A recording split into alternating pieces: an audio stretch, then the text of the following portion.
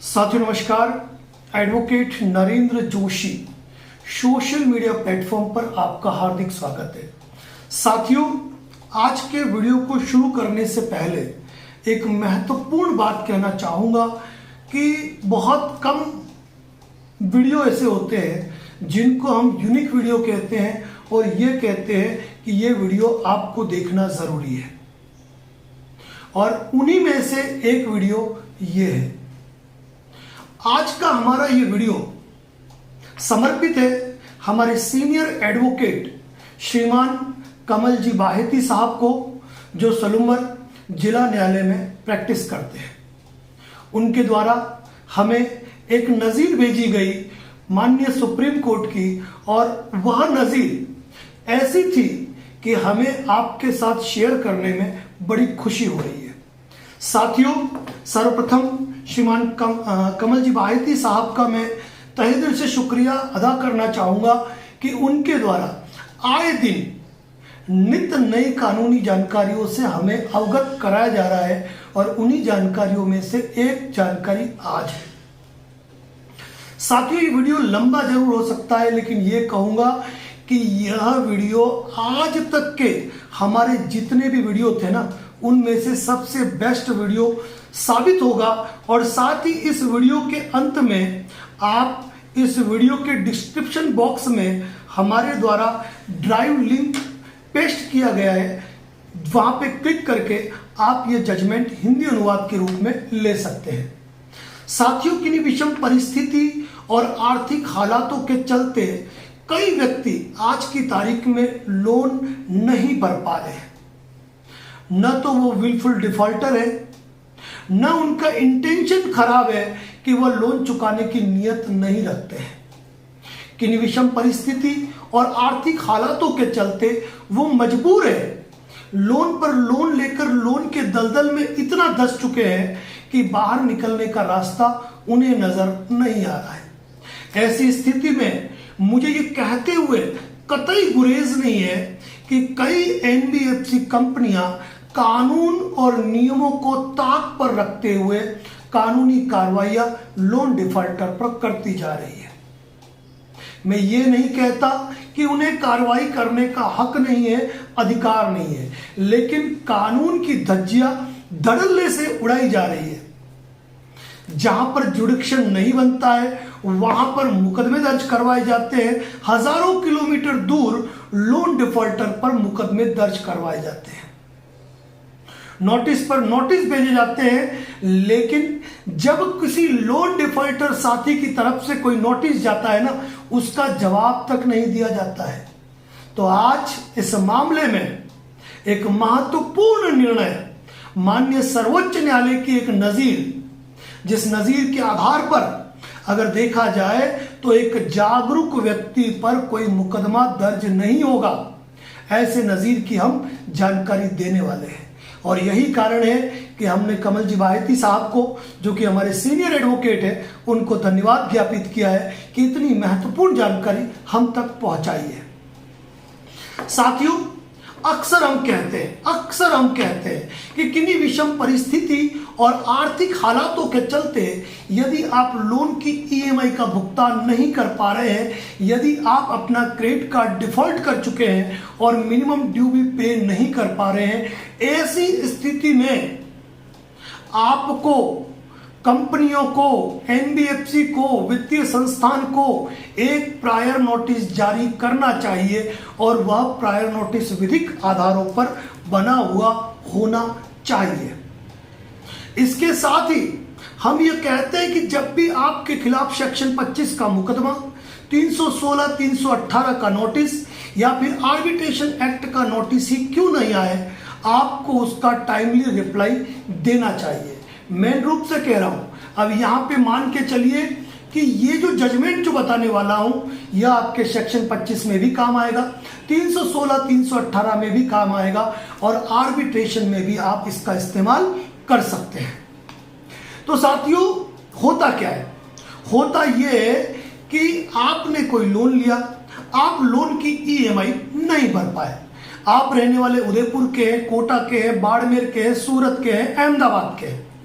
लेकिन मुकदमा दर्ज कराया जाता है हजारों किलोमीटर दूर, जहां आपकी कोई पहुंच नहीं है, जहां आप उचित रूप से अपनी विधिक प्रतिरक्षा नहीं कर पाए, वहां आपके खिलाफ मुकदमे दर्ज करवाए जाते हैं और आपको नोटिस भी आते हैं, कोर्ट के समन भी आते हैं, बेलेबल वारंट भी आते हैं और अरेस्ट वारंट भी आते हैं, और आप केवल और केवल जमानत करके लिंगर ऑन करने की तरकीब पे चलते हो। लेकिन रुक जाइए, यदि आपने कंपनी को प्रायर नोटिस दिया है और लोन डॉक्यूमेंट्स की डिमांड की है, यदि आपको सेक्शन 25 का नोटिस आया और आपने सेक्शन 25 का नोटिस का जवाब देते हुए किन्हीं डॉक्यूमेंट की डिमांड की है, यदि आपको 316, 318 का बीएनएस का नोटिस आया और आपने किन्हीं डॉक्यूमेंट की डिमांड की है,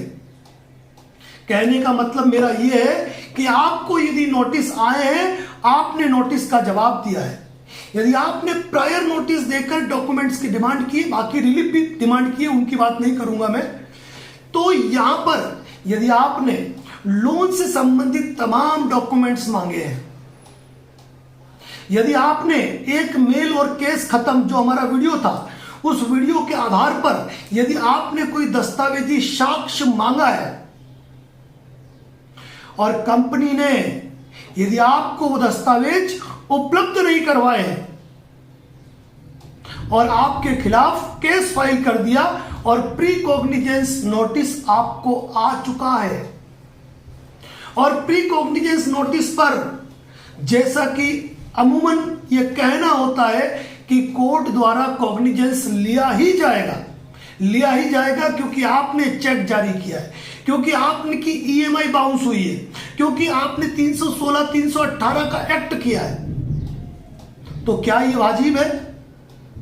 नहीं साथियों, यदि आपने नोटिस प्रायर नोटिस दिया है, यदि आपने सेक्शन 25 का जवाब दिया है, यदि आपने 316, 318 का जवाब दिया है, और ऐसी स्थिति में यदि आपने कुछ विशिष्ट डॉक्यूमेंट की मांग की है जिसके आधार पर आप क्लेमेंट कंपनी या कंप्लेनेंट कंपनी जिसने की कंप्लेंट फाइल की है, उस केस में आप अपनी प्रतिरक्षा कर पाओ और आपको वो दस्तावेज उपलब्ध नहीं करवाए हैं नोटिस पर, तो आप प्री कॉग्निजेंस स्टेज पर ऑब्जेक्शन ले सकते हैं।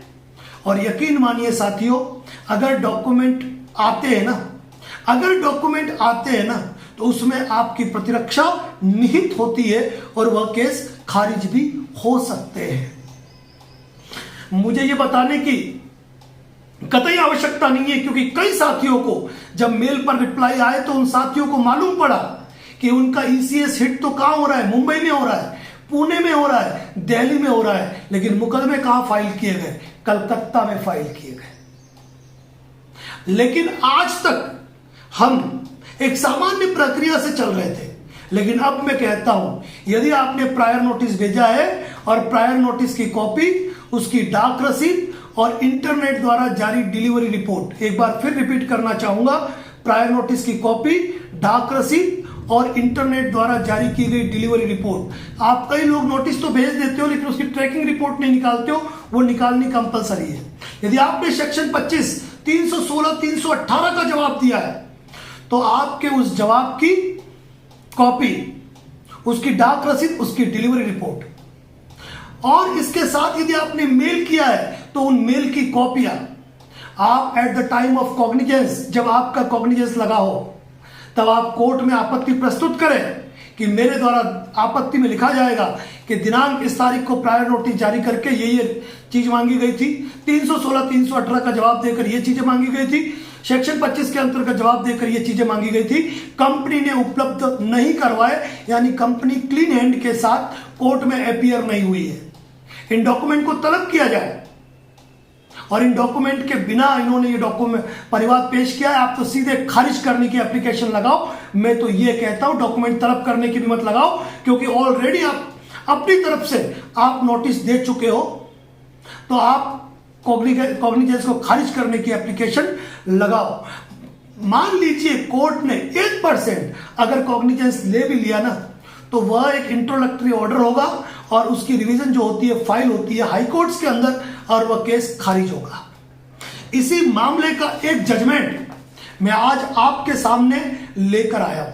साथियों, ये जो मामला है रेखा शरद उशी बनाम सप्तश्रृंगी महिला नागरी सहकारी समिति लिमिटेड का है, जिसकी आपराधिक अपील संख्या 724/2025 है, जिसमें न्यायमूर्ति अभय एस ओका जी द्वारा अपना जजमेंट अपनी नजीर पेश की है। और ये जो जजमेंट है इसका जो हिंदी ट्रांसलेशन है मैं इसको इस वीडियो के डिस्क्रिप्शन बॉक्स के मैं ड्राइव लिंक के रूप में पेस्ट करूंगा, जहां से लिंक क्लिक करके आप इस जजमेंट को ले सकते हो। ये हिंदी अनुवाद है, आप चाहें तो इसका मूल जजमेंट आप गूगल से डाउनलोड कर सकते हैं, या फिर आप जिन एडवोकेट को अपीयर करना चाहते हो कॉग्निजेंस के अंदर, वहां आपका प्रायर नोटिस, आपका सेक्शन 25 का नोटिस या 138 का नोटिस या फिर 316 318 का नोटिस जवाब आप पेश डाक रसीद और डिलीवरी रिपोर्ट सहित अपने वकील साहब के पास पहुंचाइए और ये नजीर पहुंचाइए। इस आधार पर वो आपत्ति पेश करेंगे और आपके ऊपर केस दर्ज नहीं हो सकता है। और अगर कोर्ट ने कॉग्निजेंस ले लिया तो आप उसको रिवीजन में खत्म करा सकते हो। साथियों, कुछ लोग होते हैं जो अपने अधिकारों के लिए निचली कोर्ट यानी कि अधीनस्थ न्यायालयों से लेकर सेशन कोर्ट, हाई कोर्ट और सुप्रीम कोर्ट तक पहुंचते हैं और हमारे लिए ऐसे जजमेंट लाते हैं जिनकी बिना पर एक गरीब आम व्यक्ति न्याय पाने की उम्मीद रखता है। साथियों, उम्मीद रखता है। यह मामला ऐसा है कि इस मामले के अंदर एक 138 NI एक्ट का मुकदमा दर्ज हुआ। मैं शॉर्ट में बताऊंगा, बाकी तो आप जजमेंट पढ़ लेना, मैं लंबा विस्तार में नहीं जाऊंगा। यह मामला भी लोन से संबंधित था, जिस मामले के अंदर जुडिशियल मजिस्ट्रेट फर्स्ट क्लास ने इस मामले में प्रसंज्ञान लिया और इस मामले में हाई कोर्ट के अंदर पिटीशन फाइल हुई। हाई कोर्ट ने भी जुडिशियल मजिस्ट्रेट फर्स्ट क्लास के निर्णय को यथावत रखा। तब इस मामले में आपराधिक अपील फाइल हुई सुप्रीम कोर्ट में और सुप्रीम कोर्ट ने इस मैटर में क्लियरली कहा कि यदि आपने 138 का नोटिस दिया और उस नोटिस के जवाब में यदि कोई डॉक्यूमेंट मांगे गए थे जो कि एक्यूज्ड को सपोर्ट करते हैं अपनी प्रतिरक्षा के अंदर, तो यह उपलब्ध कराना आपका दायित्व था। तो आपने ये दस्तावेज क्यों उपलब्ध नहीं करवाए? साथियों, जजमेंट थोड़ा लंबा है, आपको तरीके से बिल्कुल तसल्ली से पढ़ना होगा। लेकिन एक बात कहूंगा मैं कि यह जजमेंट आपके लिए एक ब्रह्मास्त्र है। यदि आपके खिलाफ प्री कॉग्निजेंस नोटिस जारी हुआ है और आप वहां पर अपनी आपत्ति दर्ज कराना चाहो तो यह जजमेंट आपके लिए एक महती भूमिका निभाएगा। कहने को आप ये कह सकते हैं कि सर ये तो सेक्शन 138 का है, तो मैं ये कहना चाहूंगा आपको कि भले ही ये 138 NI एक्ट का जजमेंट है, लेकिन सेक्शन 25 भी जो है वह 138 के साथ पढ़ा जाता है और 316 318 भी लोन से संबंधित मामला है। इसीलिए 316 318 में भी आपके जजमेंट काम आएगा, सेक्शन 25 में भी काम आएगा और 138 NI एक्ट में भी काम आएगा। साथियों, इसीलिए मैं कहता हूं कि हमेशा एक बात ध्यान रखिए कि विषम परिस्थिति और आर्थिक हालातों के चलते यदि आपका लोन डिफॉल्ट हो गया, इसका मतलब कोई क्रिमिनल नहीं हो गया, कोई अपराधी नहीं हो गए। माननीय सर्वोच्च न्यायालय ने भी कहा है कि किन्हीं विषम परिस्थिति और आर्थिक हालातों के चलते यदि कोई व्यक्ति लोन डिफॉल्ट कर देता है तो वह कोई अपराध नहीं करता है। उसके लिए जो वित्तीय संस्थान है उनको सिविल विकल्प अपनाने चाहिए और सिविल रिकवरी कार्रवाई करनी चाहिए। लेकिन ऐसी कंडीशन के अंदर जो कंपनियां 316 318 के मुकदमे दर्ज कराती जा रही है वह निश्चित रूप से एक शोचनीय विषय है, क्योंकि कोई व्यक्ति जानबूझ के लोन डिफॉल्ट नहीं कराता है। कि विषम परिस्थिति और आर्थिक हालातों का शिकार होता है वह व्यक्ति। इसके साथ ही एक बात कहूंगा कि माननीय सर्वोच्च न्यायालय का निर्णय है, भले ही ये मैटर क्रिमिनल है, लेकिन आर्बिट्रेशन एक्ट के अंदर भी आप इसका हवाला दे सकते हैं आर्बिट्रेटर महोदय को जवाब में। और साथ ही जब आर्बिट्रेशन एग्जीक्यूशन होने के लिए आपके एरिया में आए तो वहां पर भी आप जवाब पेश कर सकते हैं। साथियों, ड्राइव लिंक का ओपन एक्सेस दे रखा है, ओपन एक्सेस, यानी कि लिंक क्लिक करते ही किसी मेंबरशिप चैनल पे नहीं जाना है। आप अगर फेसबुक पे देख रहे हैं तो फेसबुक में आपको जो टाइटल है, टाइटल में ही ये लिंक मिल जाएगा। और यदि आप हमें यूट्यूब पर देख रहे हैं तो डिस्क्रिप्शन बॉक्स में इसका लिंक आपको मिल जाएगा। साथियों, इसीलिए कहता हूं कि विषम परिस्थिति और आर्थिक हालातों के चलते यदि आप लोन रीपे नहीं कर पा रहे हैं ना, तो प्रायर नोटिस जरूर भेजें। सेक्शन 25 का रजिस्टर्ड पोस्ट से नोटिस आता है, BNS 316 318 का रजिस्टर्ड पोस्ट से आता है, तो उसका जवाब भी रजिस्टर्ड पोस्ट से दीजिए। क्योंकि कोर्ट में कल आपको साबित करने के लिए कि आपने जिन एडवोकेट ने आपको नोटिस जारी किया, आपने उन एडवोकेट को भी रिप्लाई किया है और उन कंपनी को भी रिप्लाई किया है जिन कंपनी ने आपको नोटिस भेजा, और कंपनी ने आपके नोटिस की पालना नहीं की, आपको दस्तावेज उपलब्ध नहीं कराए, और ये आपके लिए एक बहुत बड़ा आधार होने वाला है साथियों, होने वाला है। और इस जजमेंट को आप ट्रायल कोर्ट में ही, उसी कोर्ट में ही प्रस्तुत करें अपने ऑब्जेक्शन के साथ में, तो यकीन मान के चलना साथियों, आपको इसका रिलीफ प्राप्त होगा। आप जिस भी क्षेत्र के, जिस भी वकील साहब के, जिस भी कोर्ट में मुकदमा हुआ है ना, उनको आप अपने प्रायर नोटिस की कॉपी, आपने जो भी रिप्लाई किए वो, और ये जजमेंट आप उनको प्रोवाइड कराएं। साथियों, ये भी ध्यान रखिएगा, आपने जो नोटिस भेजे वो ओरिजिनल नोटिस आपके पास होने चाहिए, उनकी डाक रसीदें आपके पास होनी चाहिए ओरिजिनल, उनकी डिलीवरी रिपोर्ट आपके पास होनी चाहिए, और फिर आप उनको उनकी फोटोकॉपी करा के अपने एरिया के नोटरी एडवोकेट से उसको नोटराइज करा के आप अपने वकील साहब को भेजें, ताकि वो डॉक्यूमेंट्स रिकॉर्ड पर लिए जाएंगे, ये मान के चलना आप। और यदि आप अपने जवाब, ये सारी चीजें किसी और वक्त से तैयार करवा रहे हैं, तो ओरिजिनल सारी चीजें अपने पास रख के ले लीजिए, क्योंकि बिना ओरिजिनल डाक रसीदों के आपके नोटिस की कोई वैल्यू नहीं है, कोई वर्थ नहीं है। साथियों, यह ध्यान आपको रखना है। साथियों, एक महत्वपूर्ण जानकारी थी और एक लंबे समय के बाद हम एक ऐसा वीडियो आपके लिए लेके आए हैं जिसको शेयर करना आपका दायित्व बनता है। क्योंकि साथियों, कई कंपनियां कानून और नियमों को ताक पे रखते हुए, जहां उनके रजिस्टर्ड ऑफिस नहीं है, जहां उनके कॉर्पोरेट ऑफिस नहीं है, मात्र लोन डिफॉल्टर को परेशान करने के मकसद से वहां मुकदमे दर्ज करवा रही है। और इससे बड़ी हैरत और अचरज की बात क्या कहूं मैं, कि कोर्ट के समन और बेलेबल वारंट भी रिकवरी एजेंटों के हाथ में थमा दिए जाते हैं और उनको लगता है कि वो पुलिस अधिकारी बन गए हैं। साथियों, कानून का ज्ञान आपको और मजबूत बनाता है और पावरफुल बनाता है। और मैं तमाम साथियों से एक बात कहना चाहूंगा कि जरूरी नहीं है कि प्रत्येक काम के लिए आप एडवोकेट हायर करें। एक अच्छे लीगल एक्सपर्ट की राय लेकर आप अपना प्रायर नोटिस खुद बना सकते हैं। सेक्शन 25, 138 आर्बिट्रेशन जितने भी नोटिसेज हैं, आप उनके जवाब खुद तैयार कर सकते हैं। यदि आप इन मामलों में कहीं पर भी, यदि आप समझते हैं कि आपको हमारे सहयोग की जरूरत है, बातचीत करने की जरूरत है, तो जो नंबर दिया हुआ है उस नंबर पे आप व्हाट्सअप चैट कर सकते हैं। साथियों, बाकी तो मैं ये कहूंगा कि जिस व्यक्ति ने हमारे यूट्यूब चैनल पर विजिट कर लिया, या जो व्यक्ति हमारे यूट्यूब चैनल की मेंबरशिप में चला गया, उसे तो ये मान के चलो कि कुबेर का खजाना मिल गया, क्योंकि हर चीज की जानकारी बिल्कुल वाजिब तरीके से दी हुई है। और एक बात और कह रहा हूं, जून महीना चल रहा है, जून महीने में अपना लोन सेटलमेंट कैसे कराए, ये महत्वपूर्ण वीडियो साथियों मैंने भेज रखा है। महत्वपूर्ण वीडियो मैंने YouTube पर पोस्ट कर रखा है, जिसको आपको देखना चाहिए, क्योंकि गिनती के 4 दिन बचे हैं। अगर हो गया तो उन लोन का आपका सेटलमेंट हो जाएगा।